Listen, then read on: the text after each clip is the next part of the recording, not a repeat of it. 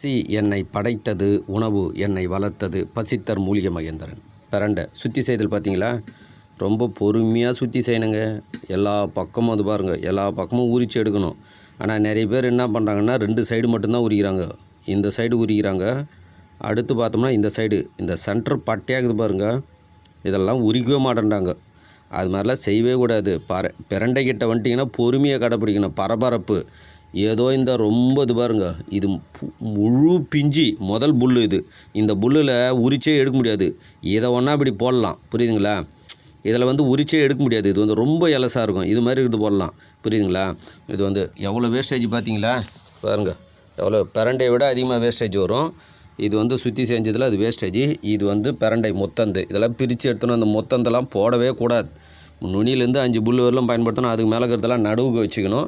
இது மாதிரி நீங்கள் வந்து பயன்படுத்துங்க. இது சம்மந்தப்பட்டது சந்தேகம்தான் தொடர்பு கொள்ளுங்கள். 8939238922. பசித்தர் மூலிகை மகேந்திரன். நன்றி, மகிழ்ச்சி.